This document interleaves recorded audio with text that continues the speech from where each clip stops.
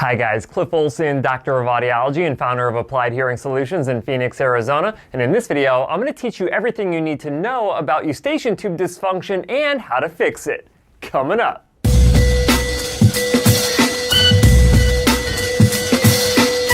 The Eustachian tube, just like the name suggests, is a hollow tube that connects your middle ear space with your throat. The primary responsibility of the Eustachian tube is to equalize your middle ear air pressure, but it also helps to remove fluid secretions as well as epithelial tissue from your middle ear space. The Eustachian tube was named after the Italian anatomist Bartolomeo Eustachio, who lived from 1510 to 1574. In adults, the Eustachian tube is approximately 36 millimeters in length and is on a 45-degree angle from your ear down to your throat. In children, the Eustachian tube is much shorter, at approximately 18 millimeters in length, with an angle of only around 10 degrees. In fact, this is the reason why children often have more issues with fluid buildup in their middle ear space, because it is harder for this fluid to drain out through the Eustachian tube at this shallower angle. A properly functioning Eustachian tube will open and close regularly when you swallow or yawn, allowing some air to get into your middle ear space or some air or fluid to escape your middle ear space, maintaining neutral middle ear air pressure. Eustachian tube dysfunction, otherwise known as ETD, is when this tube does not open and or close properly, causing a variety of different issues that negatively impact your ears. The symptoms of Eustachian tube dysfunction can include hearing loss, tinnitus,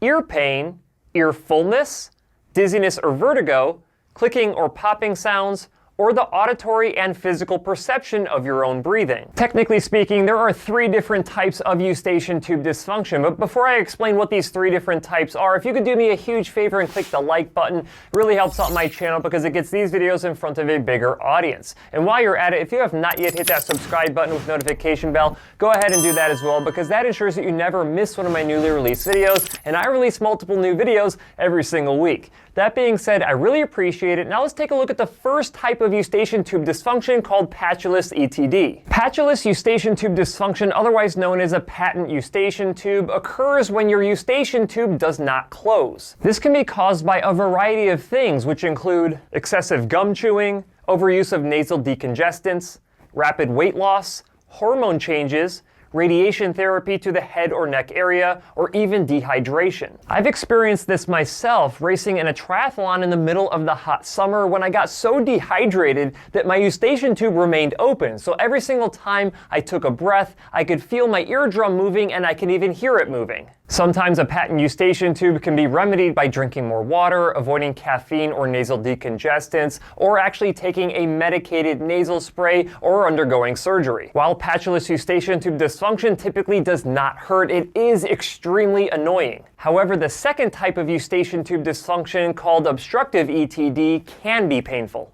This type of Eustachian tube dysfunction occurs when your Eustachian tube cannot open properly and can be caused by things like allergies, cold symptoms, inflammation, or even an ear infection. This can result in fluid buildup inside of the middle ear space, as well as a significant negative or positive middle ear air pressure. When this happens, it often puts pressure on the eardrum, which can result in pain. In extreme cases, this can even rupture your eardrum. Sometimes using natural pressure equalization techniques can force the Eustachian tube open for just long enough to equalize the middle ear air pressure, which can often alleviate the pain. Now, if you would like to see me demonstrate some of these natural techniques, I will link this video down in the description. Some other forms of treatment for obstructive Eustachian tube dysfunction can include antihistamines, anti-inflammatories, as well as antibiotics. In some cases of chronic obstructive Eustachian tube dysfunction, none of these natural techniques or medications will work, and you may have to get pressure equalization tubes instead. Pressure equalization tubes, also known as PE tubes, are tubes that are surgically inserted into your eardrum to equalize pressure and drain any fluid from your middle ear space. It is much more common for pressure equalization tubes to be used on children, but they are an effective treatment option for adults with chronic obstructive Eustachian tube dysfunction as well. Once this pressure equalization tube is properly installed inside of your eardrum, it will naturally work its way out over the course of time, usually after this Eustachian tube dysfunction has been resolved. In some cases, your doctor doctor may even recommend a procedure called Eustachian tuboplasty, which is when they insert a balloon into your eustachian tube, they inflate that balloon to stretch the tissues,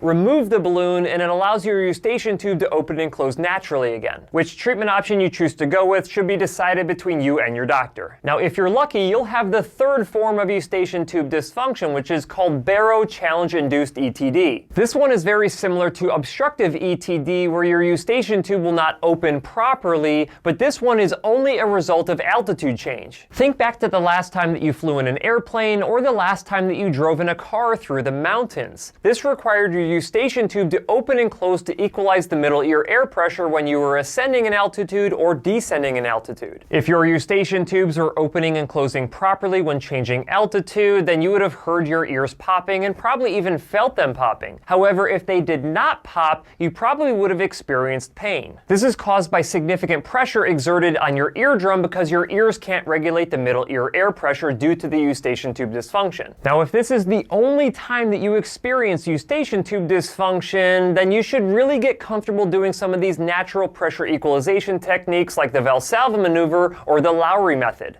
These techniques will allow you to force air through your eustachian tube into your middle ear air cavity, equalizing the pressure and getting rid of the pain. If those natural methods do not work on you, you may want to consider investing in a tool like the Eustachi, the ear popper, or even the Otovent, and I will link those products down in the description of this video, as well as instruction videos for you to watch. I will never fly in another plane without at least one of these tools with me, just in case I have problems popping my ears when I'm flying. Now, if you're watching this video, chances are you've already experienced eustachian tube dysfunction and you know that it can cause a lot of pain and annoyance. And if you have not experienced it yet, get ready because at some point in your life you probably will. Yeah, at the end of the day, eustachian tube dysfunction sucks, but there are things that you can do to help prevent the pain that is caused by eustachian tube dysfunction. You just have to work with your doctor to find out what the best treatment options are. That's it for this video. If you have any questions, leave them in the comment section below. If you like the video, please share it. And if you want to see other videos just like this one, go ahead and hit that subscribe button. Also, feel free to check out my website, drcliffaud.com.